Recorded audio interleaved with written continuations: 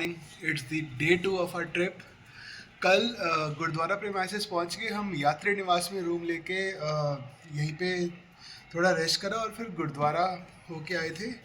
अब अ, थोड़ा फ्रेश होके आपको गुरुद्वारा लेके चलते हैं, आपको भी दर्शन कराते हैं, आप भी देखिए हमारे साथ। ये है हमारे रूम से व्यू। सामने है गुरुद्वारा केशगढ़ साहिब। ये है भाई बचित्तर सिंह जी यात्री निवास। यहाँ संगत को सिर्फ 500 रुपए में रूम मिल जाता है। वाहेगुरु जी का खालसा, वाहेगुरु जी की फतेह। आइए आपको अपने साथ गुरुद्वारे दर्शन कराते हैं और इस स्थान और इस गुरुद्वारे का महत्व समझाते हैं। गुरु तेग बहादुर जी की नगरी में आपका स्वागत है। आनंदपुर, जिसे बसाया तो गुरु तेग बहादुर जी ने था, लेकिन आगे गुरु गोबिंद सिंह जी ने बढ़ाया। ये जगह है गुरुद्वारा श्री केशगढ़ साहिब।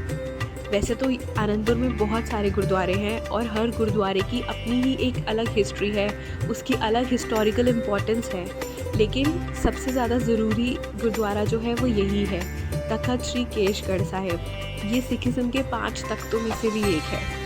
केशगढ़ से याद आया कि इस गुरुद्वारे में गुरु गोबिंद सिंह जी के बालों को भी संभाल के रखा गया है, उनकी कंघी के साथ। आप जब यहाँ पे मत्था टेकेंगे, जो मेन प्रेमाइसेस है गुरुद्वारे का, उसके अंदर जब आप जाएंगे तो आपको वहाँ पे वो बाल देखने को मिलेंगे, आपको उनका दर्शन मिलेगा। आनंदपुर की हिस्टोरिकल इम्पोर्टेंस बहुत ही ज़्यादा है, क्योंकि यही वो जगह है जहाँ पे खालसा पंथ की नींव रखी गई थी। बैसाखी का दिन था वो, जब गुरु गोबिंद सिंह जी ने अपने सारे फॉलोअर्स को बुलाया था। दूर दूर से लोग आए थे गुरु जी की संगत में हिस्सा बनने। गुरु जी खड़े हुए। उस दिन उन्होंने अपनी संगत से 5 शीशों की मांग करी। उन्होंने कहा कि धर्म की रक्षा के लिए हमें 5 शीशों की ज़रूरत है। गुरु जी की इस मांग पर एक एक करके 5 भाई खड़े हुए। उन 5 भाइयों को गुरु जी अपने साथ तंबू में ले गए, और जब बाहर आए तो उनके साथ थे नए वस्त्रों और शस्त्रों में सजे 5 सिख, जिनको आज हम 5 प्यारों के नाम से जानते हैं। उस दिन गुरु जी ने अपने हाथों से अमृत बनाया और 5 प्यारों को चखाया, और उनके हाथ से खुद अमृत चखा। इसीलिए कहते हैं, वाह वाह गोबिंद सिंह आपे गुरचेला। यही वो दिन था जब गुरु जी ने कहा था कि आज से जो भी सिख वाला होगा उसके नाम के आगे सिंह लगेगा और लेडीज़ के नाम के आगे कौर लगेगा।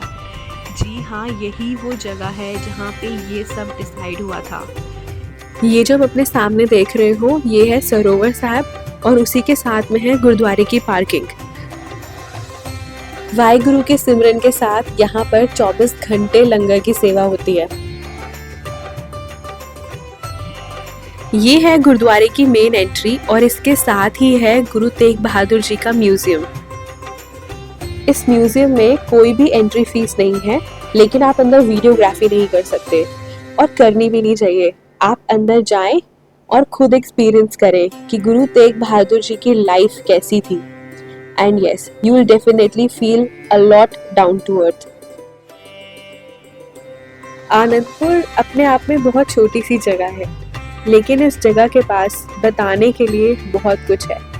यहाँ आपको कोई भी बड़े बड़े ब्रांड्स नहीं मिलेंगे, कोई फैंसी रेस्टोरेंट नहीं मिलेगा। जो भी मिलेगा लोकल मिलेगा, लेकिन हाँ, सोल सेटिस्फाइंग मिलेगा। आप जो भी खाएंगे आपको उसमें मजा आएगा, और एक नॉस्टैल्जिया फीलिंग है उसमें। मार्केट घूमने के बाद अब हम आपको लेके चलते हैं यहाँ की one of the most important places, Virasat Khalsa. ये है विरासत-ए खालसा का टिकट काउंटर। यहाँ पे आपको फ्री ऑफ कॉस्ट टिकट मिलती है। गुरुद्वारे से सिर्फ 3 से 4 मिनट की दूरी पर है विरासत-ए खालसा, और दूर से आप देख सकते हो कि कितना ब्यूटीफुल लग रहा है। इतना अच्छा आर्किटेक्चर है इसका कि आप मतलब देखते ही रह जाते हो उसको। विरासत-ए खालसा एक म्यूजियम है, लेकिन काफी बड़ा म्यूजियम है, कंप्लीटली सिख हिस्ट्री को डेडिकेटेड है। सिखिज्म की शुरुआत से लेके अभी तक जहाँ जहाँ सिखिज्म के फुटप्रिंट्स हैं, हर चीज के बारे में आपको पता चलेगा इस म्यूजियम में। और आर्किटेक्चर तो इस म्यूजियम का वंडरफुल है, 10 on 10 for the architecture and जिस तरीके से इसको बनाया गया है, जैसे इसका ध्यान रखा जाता है। अंदर फोटोग्राफी बिल्कुल अलाउड नहीं है और ना हम आपको अंदर का कुछ दिखाएंगे, सिर्फ एक ये छोटा सा ग्लिम्स है।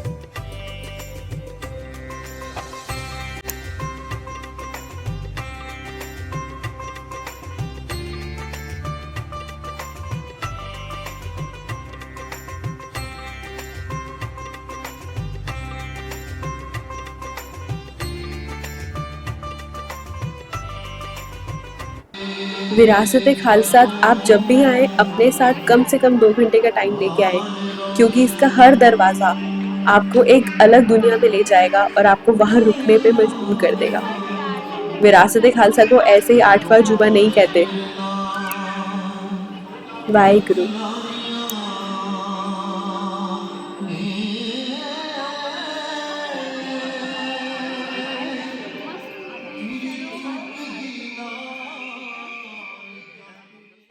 ये रहा पीछे विरासत खालसा और इसी के साथ में है किला आनंदगढ़। ये वही किला है जहां दशमेश पिता गुरु गोबिंद सिंह जी अपने परिवार के साथ रहते थे और यहीं रहते थे निडर 4 साहिबजादे। ये है किला आनंदगढ़, गुरु गोबिंद सिंह जी द्वारा बनवाए गए 5 किलों में से एक। जिसने भी 4 साहिबजादे मूवी देखी है वो इस जगह को देखते ही रिलेट कर पाएगा। यहाँ आते ही ना वो 4 साहिबजादे की फीलिंग रिवाइव हो जाती है कि यही वो जगह होगी जहाँ पे माता गुजरी से चारों साहिबजादे ज्ञान लेते थे, यहीं पे वो शस्त्र विद्या सीखते थे। वो सब कुछ यहाँ आके ऐसा लगता है कि हाँ यही हुआ था वो। और ये जो सामने हम देख रहे हैं ये है यहाँ की बॉडी साहिब, यहाँ की फेमस 132 सीढ़ियाँ। ये पानी के अरेंजमेंट के लिए बनाई गई थी, काफी नीचे जाना पड़ता है इसमें। ये सारा स्ट्रक्चर जो हम अभी सामने देख रहे हैं ये एक तरीके से थोड़ा सा रीडेवलप्ड है, ओरिजिनल स्ट्रक्चर से थोड़ा सा अलग है क्योंकि यहाँ पे बहुत हमले हुए थे, लेकिन कोशिश की गई है इसको प्रिजर्व करने की। ये जो सामने ये जो पिलर देख रहे हो आप, इसके अंदर ये जो रेड ब्रिक्स है ये ओरिजिनल स्ट्रक्चर है। ये ओरिजिनली इसको रखा गया है दिखाने के लिए कि this was the original structure. यहाँ पे गुरुद्वारा भी है।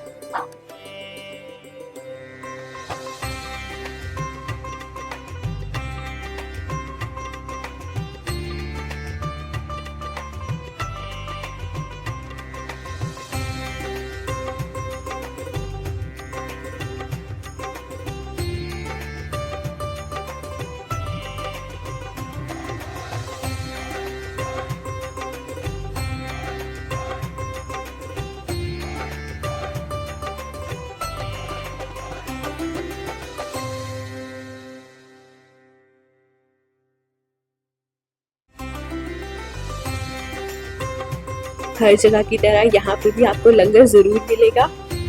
अब आते हैं इस पार्ट की तरफ। जब हम इधर आते हैं तो यहाँ पे हमें दिखता है ये एक पुरानी ब्रिक्स से बना हुआ स्ट्रक्चर। ये है माता साहेब कौर जी का तप स्थान। जिस दिन खालसा पंथ की स्थापना हुई थी उस दिन ये भी डिसाइड हुआ था कि फादर ऑफ खालसा गुरु गोबिंद सिंह जी होंगे और मदर ऑफ खालसा की उपाधि गुरु गोबिंद सिंह जी ने माता साहेब कौर को दी थी। ये उन्हीं का तपो स्थान है। ये स्ट्रक्चर भी हमलों में काफी टूट गया था तो अब इसको रीडेवलप किया गया है।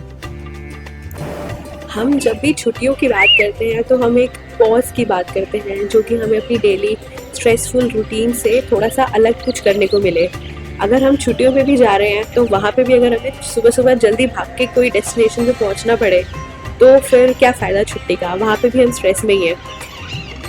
ये वो जगह है जो आपको इस सबसे छुट्टी दिलाएगी, आपके लाइफ को पॉज देगी, आपको नेचर के साथ टाइम देगी, आपको थोड़ा सा स्पिरिचुअल बाउंड होने का टाइम देगी और आपको बहुत मजा आने वाला है। एंड यस, आपके यहाँ पे पैसे भी बहुत कम खर्च होने वाले हैं। कोई फैंसी रेस्टोरेंट नहीं है, कोई बड़े बड़े ब्रांड्स नहीं है, लेकिन हाँ एक लिविंग है जहाँ पे रह के आपका वो जो दिन है ना वो वर्थ इट होने वाला है। ये है शहीदी बाग जहाँ पे सब अपनी इवनिंग एंजॉय करते हैं।